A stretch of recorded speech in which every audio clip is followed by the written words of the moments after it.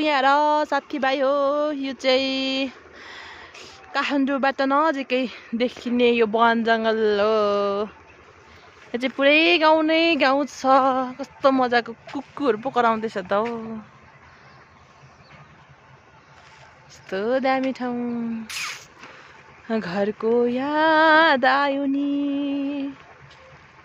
यस्तो यहाँ हरियाली आम्मो यात्रामा हिँड्नु कठिन छ।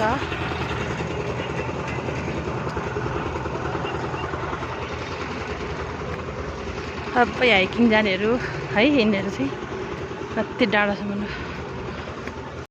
यो चाहिँ ऐसेली हो होइन। यो चाहिँ एकदम औषधि पनि हो। हाम्रो सानो भाइले चाहिँ खोजेर खाइरहेछ ऐसेलु। खाऊ खाऊ खानुपर्छ नि। यो त कस्तो राम्रो औषधि पो त।